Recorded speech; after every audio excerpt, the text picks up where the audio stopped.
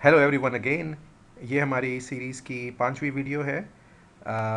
और इसका टाइटल है how Indian National Congress forced the creation of Pakistan इन 1947। इस वीडियो को बनाने की ज़रूरत इसलिए पेश आई है क्योंकि हमारी जो चैनल की थीम है India Pakistan China and CPEC, इसके हवाले से हमें बहुत सारे सवाल मौसूल हुए लोगों की तरफ से, स्पेशली इंडिया और पाकिस्तान दोनों में। और बहुत सारे नौजवानों के सवाल थे हमारे चैनल के लिए।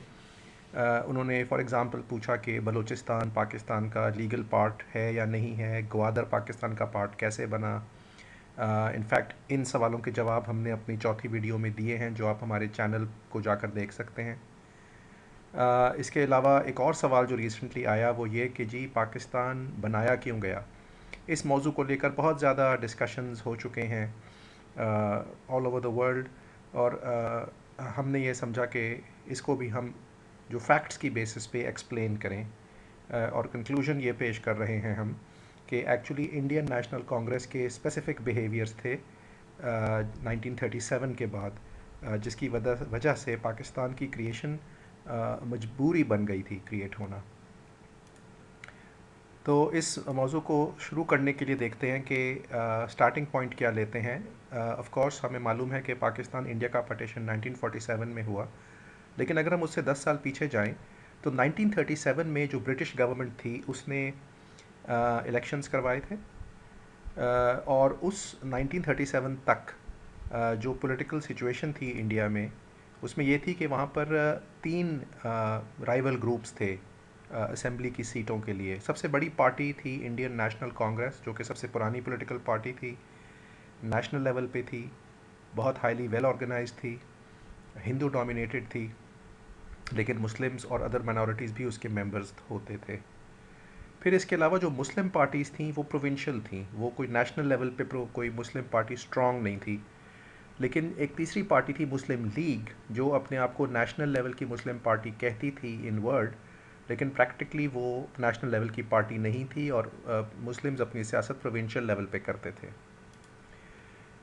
रिज़ल्ट्स जो आए इलेक्शंस के वो एक्सपेक्टेड थे, यानी मेजॉरिटी वोट उसमें इंडियन नेशनल कांग्रेस ने लिया और ज़्यादातर 711 सीटें हासिल की out of total 1585 seats in all the provinces. लेकिन एक बात नोट करने की है कि जो 482 मुस्लिम कॉन्स्टिट्यूंसीज थीं उसमें आईएनसी ने यानी कांग्रेस ने 58 सीट्स पे कॉन्टेस्ट किया और सिर्फ 26 सीट्स जीती, विच मींस कि कांग्रेस के अंदर तकरीबन 50% लॉयल्टी मुस्लिम्स की थी और बाकी 50% की नहीं थी। जो मुस्लिम लीग थी उसने ओवरऑल पुअर परफॉर्मेंस दी क्योंकि वो नेशनल लेवल की पार्टी नहीं थी। लेकिन बॉम्बे के प्रोविंस में जो 30 मुस्लिम सीट्स थी उसमें से उसने 20 मुस्लिम सीट्स हासिल की। और उसकी मेन वजह ये थी कि जो ऑल इंडिया मुस्लिम लीग के जो प्रेसिडेंट थे मोहम्मद अली जिन्ना, वो ख़ुद बहुत पॉपुलर थे और ख़ुद इलेक्ट हुए थे बॉम्बे के प्रोविंस से। और हमने आपको बताया कि मुस्लिम लीग की बाकी परफॉर्मेंस जो है वो पुअर थी। इसके बाद ये हुआ कि जब चूँकि इंडियन नेशनल कांग्रेस को इतने ज़्यादा वोट मिले, हालांकि वो 56% वोट्स थे, 90 या 100% नहीं थे, लेकिन जो उनके नए प्रेसिडेंट थे जवाहरलाल नेहरू, उनके अंदर कुछ गुरूर नज़र आया। उन्होंने स्टेटमेंट्स दी जैसे कि जी there are only two parties in India, Congress and British, यानी दो पार्टियों के अलावा कोई और है ही नहीं, हम और पार्टीज़ को मानते ही नहीं हैं। ये बात एक गुरूर से भरी हुई बात थी, अच्छी बात नहीं थी माइनॉरिटीज़ के लिए। क्योंकि अगर आप देखें, हमने जैसा पहले बताया कि मुस्लिम्स जो थे, मुस्लिम जो 58 सीट्स थी जिस पे कांग्रेस ने कॉन्टेस्ट किया था उसमें से उसने सिर्फ 26 सीट्स जीती थी। इसलिए ये नज़र आ रहा था कि अब इतनी बड़ी मेजॉरिटी की वजह से कांग्रेस के जहनों में ये तासुर आ गया कि वो सिर्फ वो जो हैं वो ब्रिटिश के जाने के बाद इंडिया पर हुकूमत करने के लिए काबिल हैं। बहरहाल मोहम्मद अली जिन्ना एक बहुत स्ट्रॉन्ग पर्सनालिटी थे और स्ट्रॉन्ग लीडर थे। उन्होंने जवाब ज़रूर दिया नेहरू साहब को और कहा कि एक तीसरी पार्टी भी है इंडिया में जो कि मुस्लिम्स की है। अच्छा, अब मज़ीद ये हुआ कि जब कांग्रेस की हुकूमत असेंबलियों में आ गई और गवर्नमेंट बनाई उन्होंने, तो उन्होंने अपनी मेजॉरिटी को मैक्सिमम इस्तेमाल किया दूसरी छोटी पार्टीज़ को एक्सक्लूड करने में, ख़ास तौर पे मुस्लिम्स को।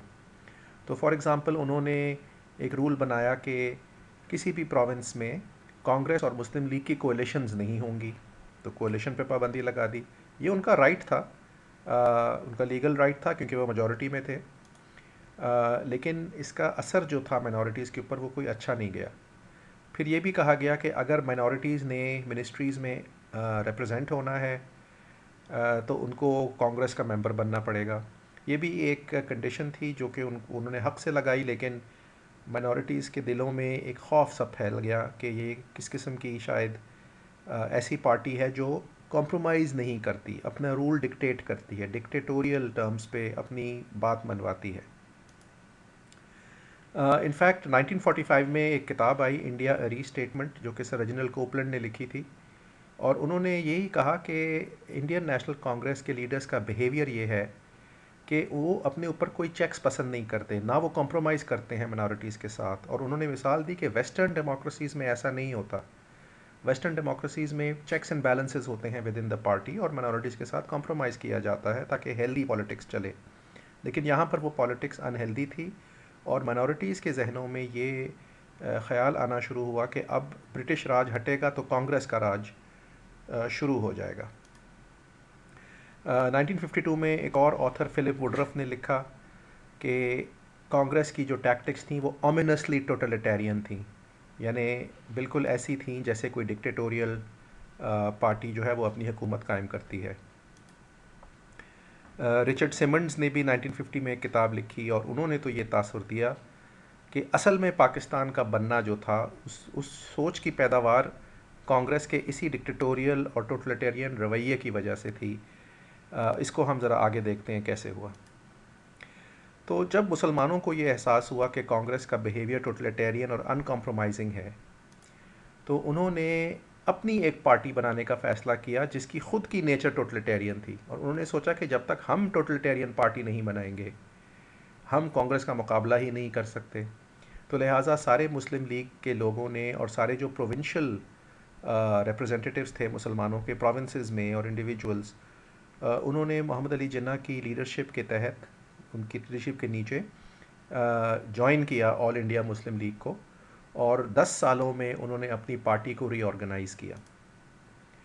और 1938 ऑनवर्ड्स उन्होंने ये डिमांड रखना शुरू कर दी अंग्रेज़ के सामने कि उनको उन सूबों में जहाँ पर मुसलमानों की अक्सरियत है वहाँ पर उनको प्रोविंशियल ऑटोनॉमी चाहिए। यानी उन्होंने पाकिस्तान एज एन इंडिपेंडेंट मुल्क नहीं मांगा, लेकिन उन्होंने ये कहा कि हमारे मेजॉरिटी सूबों में हमें इख्तियार हो कि हम किस तरीके से अपनी लाइफ को ऑर्गेनाइज़ करना चाहते हैं, पॉलिटिक्स को ऑर्गेनाइज़ करना चाहते हैं। On the other hand Congress का मौक़िफ़ यही रहा कि चूँकि कांग्रेस मेजॉरिटी पार्टी है इसलिए वो सारे रूल बनाएगी फ्रॉम अ सेंट्रल पॉइंट। लेकिन इस 10 साल की जद्दोजहद के बाद 1945 के जो इलेक्शंस थे उसमें चूँकि सारी मुस्लिम पार्टीज़ यूनाइट हो चुकी थी और ज़बरदस्त कैंपेनिंग हो चुकी थी, तो मुस्लिम लीग ने उस इलेक्शंस में रिज़ल्ट्स को स्वीप किया मुस्लिम इलाकों में। और ख़ास बात यह है कि इसमें मोहम्मद इकबाल, जो अल्लामा इकबाल जिसको कहते हैं, उनकी पोइट्री और थॉट का बड़ा असर था। उसमें मुसलमानों को ये बताया गया कि ऑटोनॉमस प्रोविंसेस अगर होंगे तो हमें कांग्रेस राज या हिंदू राज से आज़ादी मिलेगी। मोहम्मद अली जिन्ना जो थे वो इम्प्लीमेंटर के लीडर के तौर पे रहे इकबाल की विज़न को इम्प्लीमेंट करने में, और ज़बरदस्त कामयाबी से उन्होंने 1945 में ये दिखा दिया कि मुस्लिम कम्युनिटी जो है वो यूनाइटेड है और वो एक नेशन है इंडियन सब कॉन्टिनेंट के अंदर। अब इसके बाद दूसरी जंग अज़ीम ख़त्म हो चुकी थी और अंग्रेज़ ने फ़ैसला करना था कि इंडिया को किस तरह से रूल किया जाएगा उनके जाने के बाद। तो एक ब्रिटिश कैबिनेट मिशन प्लान बनाया गया 1945 में, रादर प्रपोज़ किया गया, जिसमें कहा गया कि एक यूनियन ऑफ इंडिया होगी, यानी पार्टीशन की बात नहीं थी। और उस यूनियन ऑफ इंडिया के पास फॉरेन अफेयर्स, डिफेंस और कम्युनिकेशन सिर्फ 3 पोर्टफोलियो होंगे, यानी जिसको वीक सेंटर कहते हैं। और फिर उन्होंने प्रपोज़ किया कि एक प्रोविंशियल गवर्नमेंट स्ट्रक्चर होगा जिसमें 3 सेक्शन होंगे। सेक्शन ए जिसमें हिंदू मेजॉरिटी प्रोविंसेस होंगे, और सेक्शन बी और सी जिसमें मुस्लिम मेजॉरिटी प्रोविंसेस होंगे, और ये लोग अपनी प्रोविंशियल हुकूमतें बनाएंगे। इस प्लान को समझा गया था कि ये परफेक्ट कॉम्प्रोमाइज़ है कांग्रेस और मुस्लिम लीग की डिमांड्स के दरमियान, और बहुत से लोगों का ये मानना था कि यही प्लान इम्प्लीमेंट हो जाएगा, इंडिया की पार्टीशन नहीं होगी, मुसलमानों को अपने हकूक़ मिल जाएंगे और हिंदुओं को अपने। इनफैक्ट मुस्लिम लीग और कांग्रेस ने दोनों इस प्लान को एक्सेप्ट भी कर लिया था। लेकिन अनफॉर्चुनेटली जुलाई 1946 में कांग्रेस ने बाद में ये कंडीशन लगा दी कि हाँ, अगर कांग्रेस पार्टी चाहे तो वो इस ब्रिटिश कैबिनेट मिशन प्लान को नहीं भी मान सकती। इस एक कंडीशन की वजह से दोबारा डाउट्स पैदा हो गए मुस्लिम लीग के लीडरों के जहनों में, ख़ासतौर पर महमूद अली जिन्ना के, कि हम कांग्रेस की नीयत शायद अच्छी नहीं है ब्रिटिश कैबिनेट मिशन प्लान के बारे में। तो फाइनली जब कैबिनेट मिशन प्लान एक्सेप्ट नहीं हुआ तो आपको सबको पता है कि पार्टीशन हुई अगस्त 1947 में। लेकिन रिचर्ड सिमंड्स लिखते हैं कि जिन्ना ने एक्सेप्ट किया जो पाकिस्तान था पॉलिटिकल नेसेसिटी की वजह से, म्यूटिलेटेड, मॉथ ईटन और ट्रंकेटेड, यानी वो एक टूटा फूटा पाकिस्तान उनको एक्सेप्ट करना पड़ा। लेकिन इसके अलावा उनके पास कोई ऑप्शन नहीं थी, क्योंकि दूसरी ऑप्शन में उनको फिर हिंदू राज के तहत रहना पड़ता मुसलमानों को। अबुल कलाम आज़ाद, जो कि इंडियन नेशनल कांग्रेस के प्रेसिडेंट थे और नेहरू के बहुत दोस्त भी थे, उन्होंने अपनी किताब में लिखा कि नेहरू ने गलती की, दो गलतियां की। पहली ये कि 1937 में उसने दो मुस्लिम लीग मेंबर्स को कैबिनेट मिनिस्टर्स नहीं बनाया प्रोविंशियल इलेक्शंस में यूपी के अंदर, जिसकी वजह से मुसलमानों का मिसट्रस्ट बढ़ गया। और दूसरी गलती उसने वही वाली की जो हमने बताई है कि जुलाई 46 में उसने प्रेस कॉन्फ्रेंस करके ये कहा कि इंडियन नेशनल कांग्रेस जो है वो कैबिनेट मिशन प्लान को चाहे तो ऑनर ना भी करे। और इसीलिए हम समझते हैं कि जो पाकिस्तान का वजूद क़याम में आया, अगर ये दो गलतियां ना करते नेहरू, तो शायद इंडिया यूनाइटेड रहता और सिर्फ प्रोविंशियल ऑटोनॉमी की बेसिस पे मुल्क आगे चलता। Thank you for watching our channel. हमें सब्सक्राइब करना मत भूलिएगा by clicking on the red button at the bottom. Thank you.